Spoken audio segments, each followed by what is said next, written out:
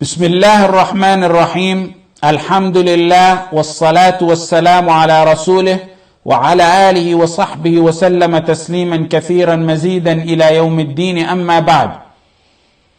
There's a deep relationship and a strong one between the Quran and Ramadan. شهر رمضان الذي أنزل فيه القرآن هدى للناس وبينات من الهدى والفرقان.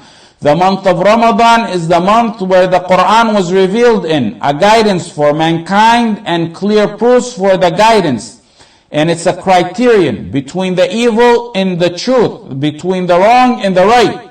Allah, that's pertaining to the month. In pertaining to the night, إِنَّا أَنزَلْنَاهُ فِي لَيْلَةٍ مُبَارَكَةٍ. In Surah Al-Dukhan, we revealed it, we sent it down in a blessed night, which means Laylat al-Qadr.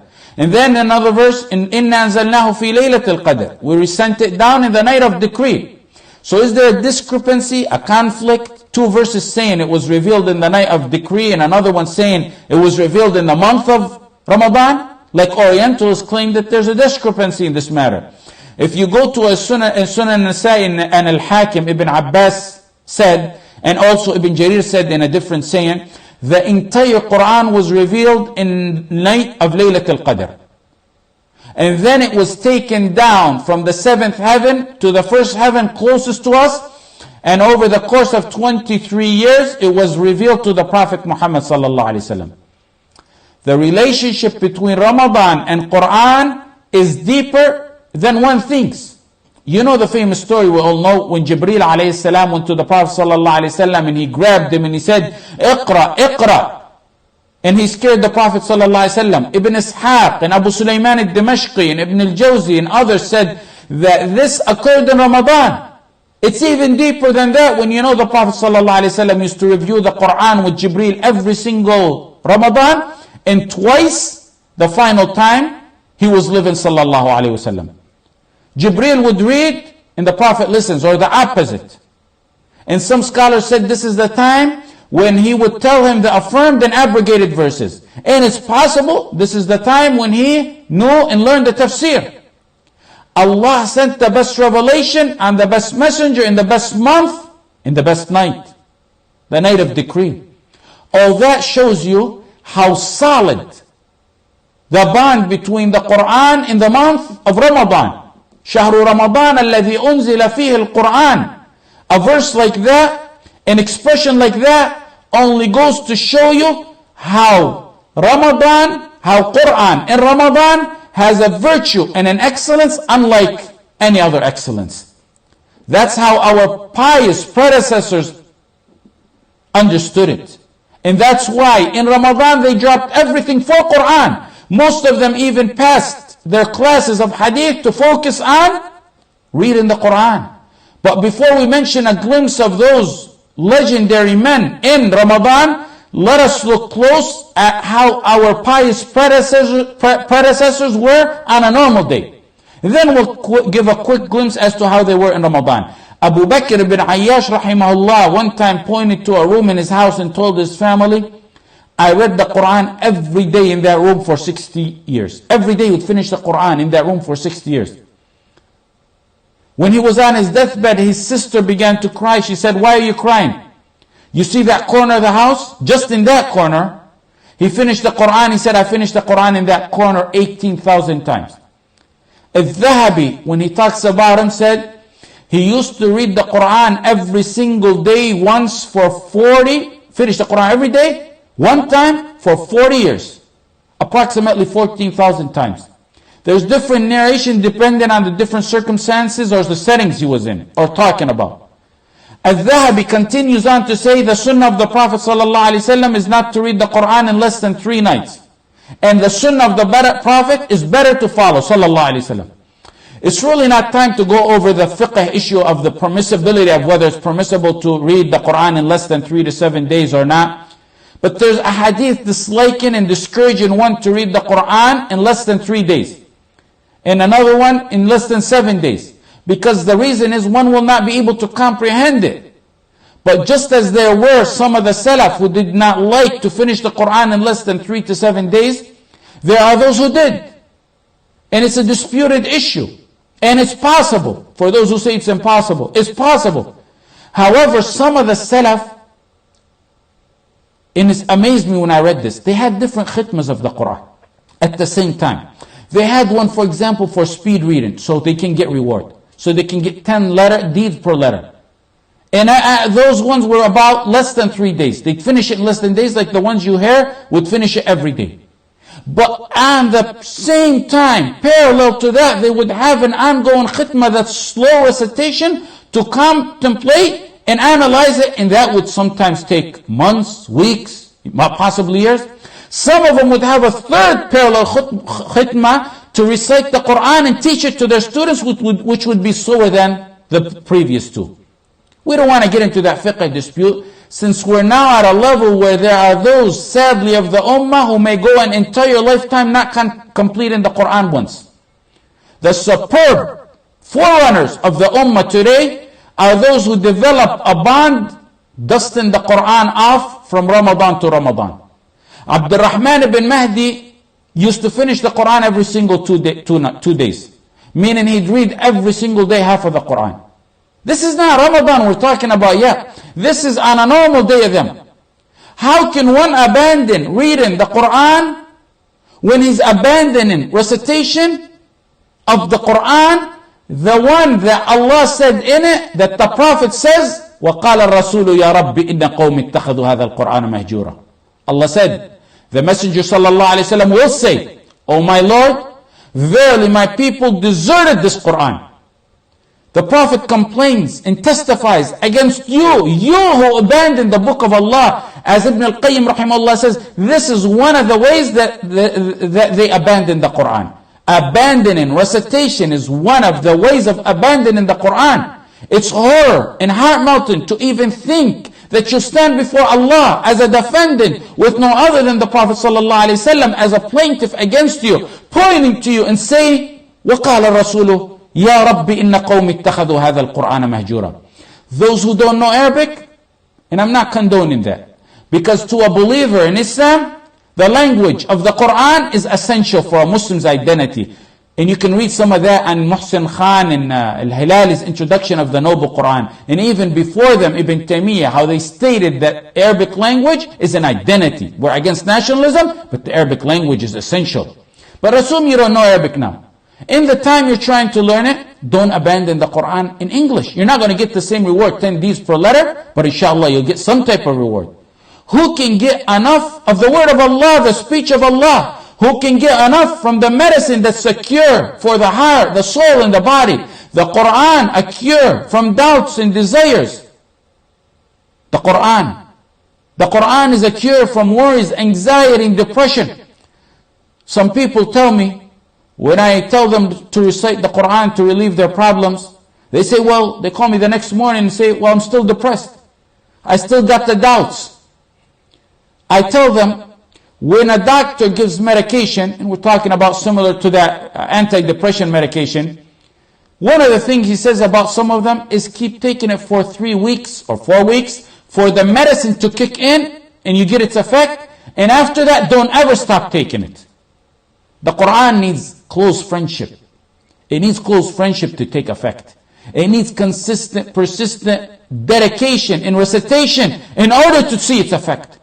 One of the dua of the worries and depression and anxiety that the Prophet ﷺ taught us, that no one says it except his worries and depression will be gone and he'll be relieved of them, and it will be replaced with happiness. ما أصاب المؤمن ما أصاب أحد قط هم ولا حزن فقال اللهم إني عبدك وابن عبدك وابن أمتك ناصيتي بيدك ماض في حكمك عدل في قضاءك أسألك بكل اسم هو لك سميت به نفسك أو أنزلته في كتابك أو علمته أحد من خلقك أو استأثرت به في علم الغيب عندك أن تجعل القرآن ربيع قلبي ونور صدري وجلاء حزني وذهاب همي. The Prophet ﷺ said, no one makes that dua except his worries and his sadness and depression will go away and he'll be relieved of it, and Allah will replace it with happiness in it and ease.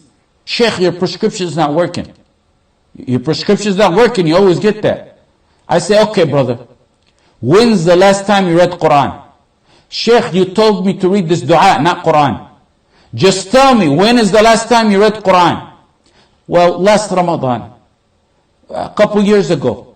I can't remember. Many days ago. Do you know an essential sentence of that dua is أن تجعل القرآن ربيع قلبي ونور صدري. You're asking Allah in that dua to take your worry away, your problem, your sadness, by making the Quran the spring of your heart, the brightness to your chest. I ask you by Allah, how can the dua work if the Quran is sitting collecting dust, when part of your dua is replacing the anxiety with the happiness of the Quran? Of course it's not going to work. I could have told you that. The dua needs recitation of the Quran to work with it.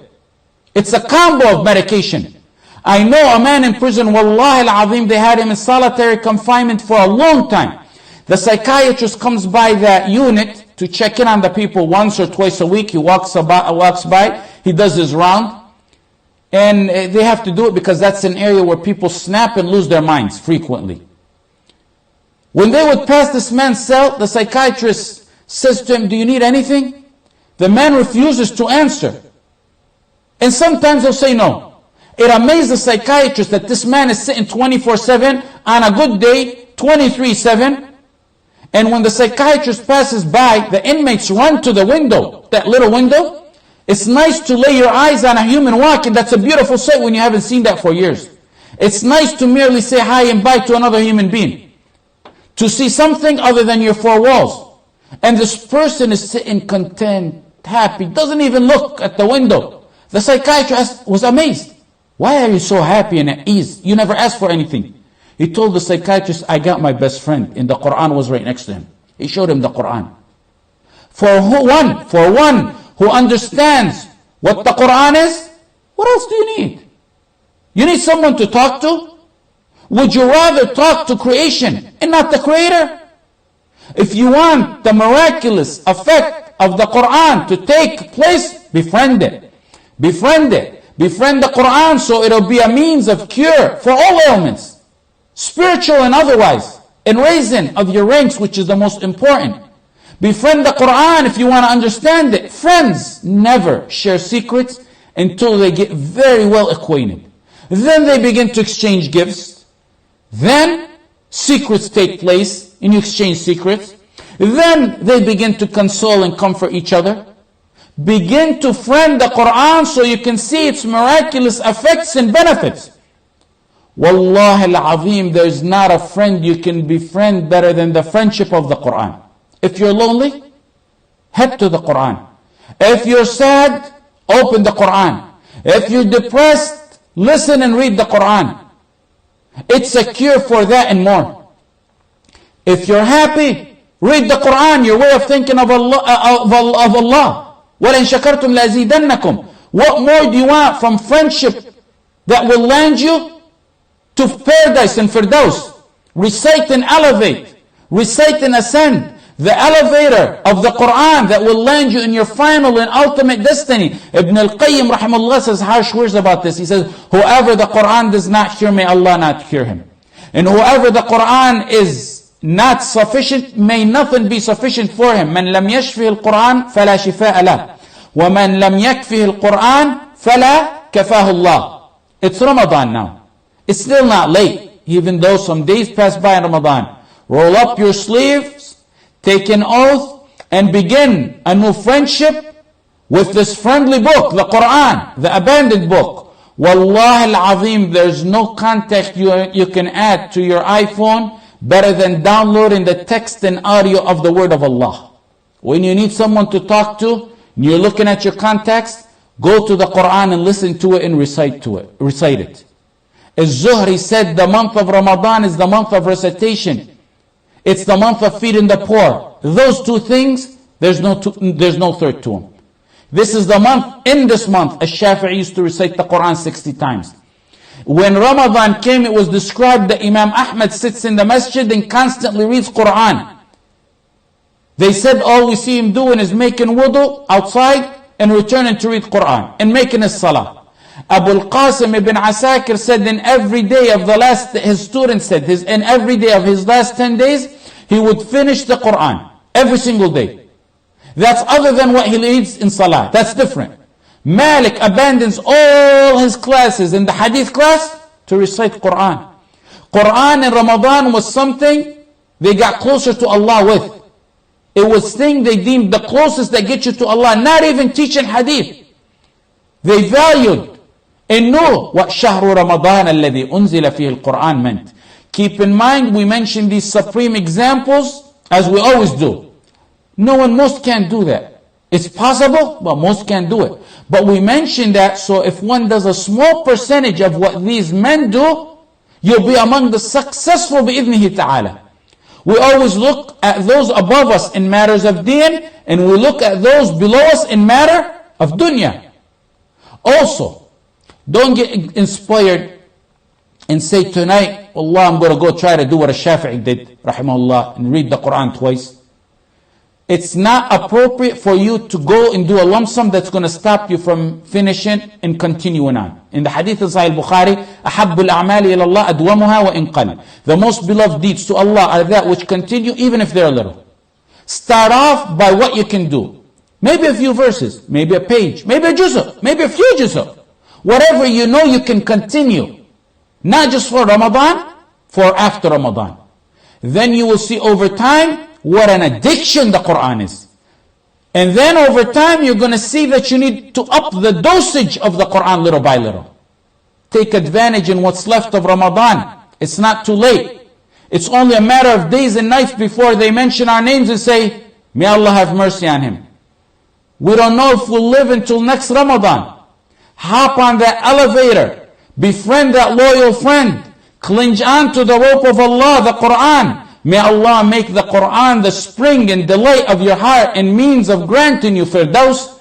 وصلى الله على سيدنا محمد وعلى آله وصحبه وسلم وجزاكم الله خيرا.